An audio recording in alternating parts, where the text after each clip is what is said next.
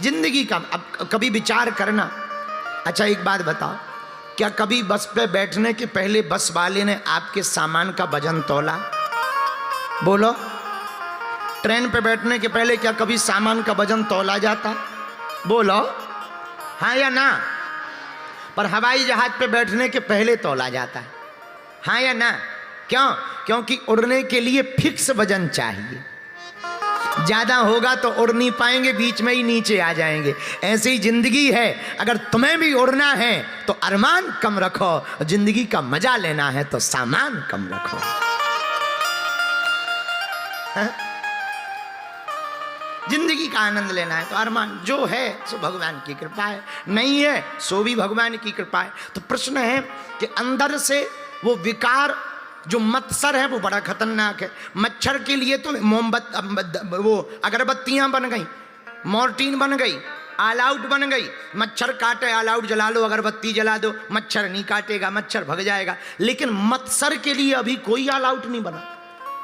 तो मत्सर से बचने का उपाय क्या है मेरे पागलो? मत्सर से बचने का यही उपाय है कि जिसके प्रति भी आपको जलन हो गए उसके लिए यही प्रार्थना करना, यही सोचना कि इसके पास जो है ना ये हमारा ही है।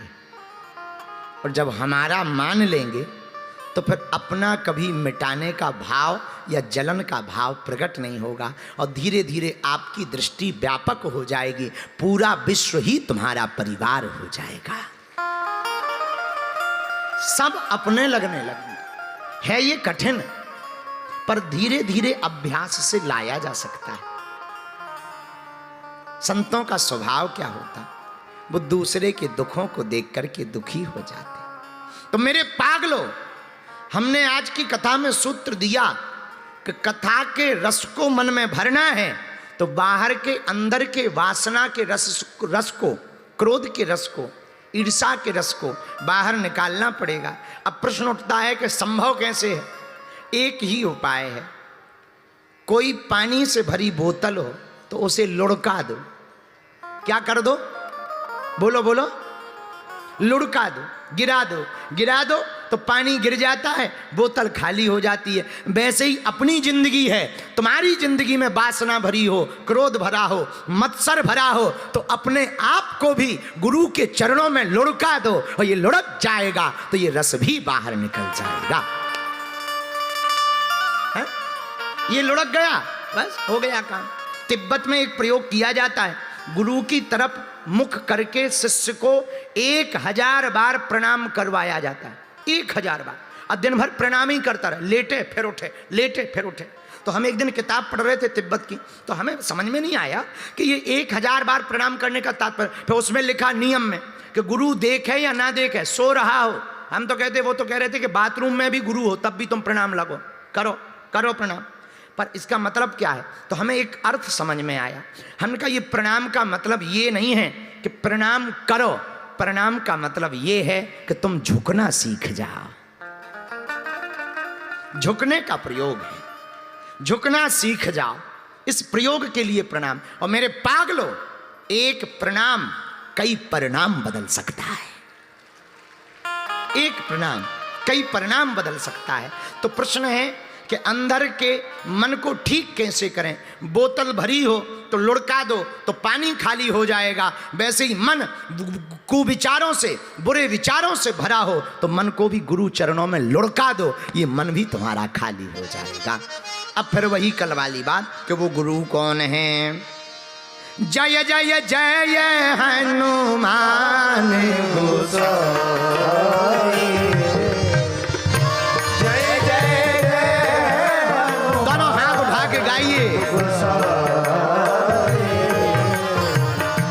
कृपा करहु गुरुदेव की नाई, कृपा करहु गुरुदेव की नाई। श्री राम जय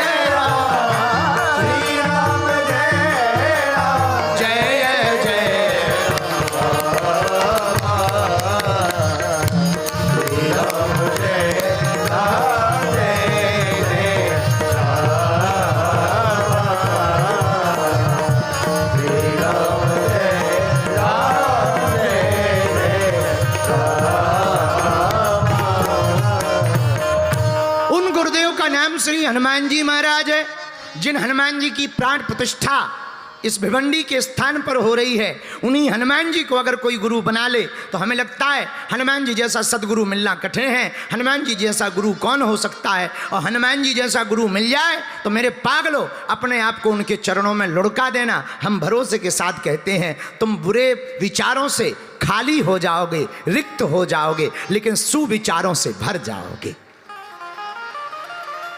और ये बात हम कोई केवल बातों में नहीं कह रहे हैं, प्रमाणित बात। अगर तुम पूछोगे नहीं नहीं हम तो प्रमाण मांगेंगे, तो प्रमाण लो। हनुमान चालीसा में बाबा गोस्वामी जी ने लिखा, कुमति निवार सुमति के संगी,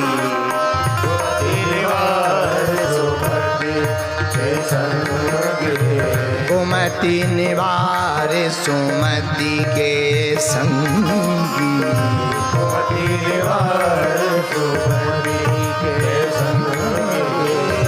महावीर विक्रम बजरंगी, महावीर विक्रम। गाइए गाइए, कुमति निवार सुमति के संगी, कुमति निवार सुमति के संगी, श्रीमति निवार सुमति के संगी, श्री राम जय राम जय राम, श्री राम जय राम जय राम। हनुमान जी महाराज कुमति निवार सुमति के संगी हैं। हनुमान जी का काम क्या है? हनुमान जी कुमति निकालते हैं, सुमति भर देते हैं। ये कुमति क्या है? जरा ये तो सुनो।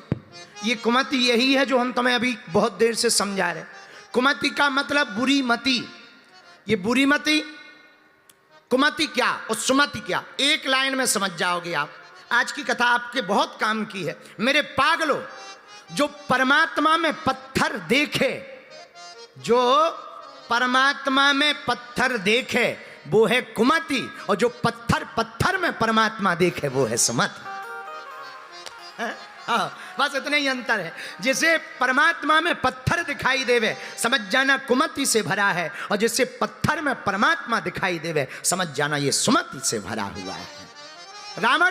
रावण कुमति से भरा, क्योंकि उसे राम जी में भी राजकुमार दिखाई पड़ते, और जिसे राम जी में राजकुमार दिखाई दे पड़े, महात्मा में साधारण आत्मा दिखाई पड़े, नारायण नर दिखाई पड़े, समझ जाना शिव जिसे जीव दिखाई पड़े, समझ जाना कुमति भरी है। और सुमति जिसे जीव में शिव, नर में नारायण, और जिसे आत्मा में महात्मा, माँ में महात्मा, महात्मा में परमात्मा दिखाई दे, समझ जाना ये सुमति से भरा हुआ है।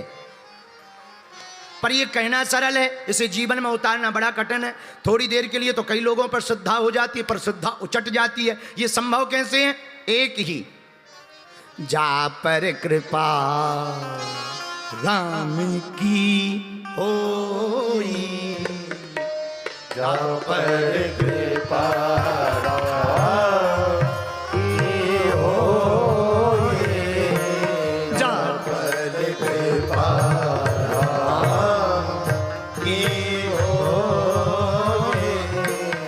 जा पर कृपा की होई, जा पर कृपा राम की होई, जा पर कृपा राम की होई, जा पर कृपा राम की होई, ता पर कृपा करे सब कोई, ता पर कृपा करे सब कोई, ता पर कृपा करे, जा पर कृपा राम की होई, ता पर कृपा करे सब कोई। मेरे मुंबई के पागलों, जिस पर राम जी की कृपा हो जाती है उस पर सबकी कृपा हो जाती है।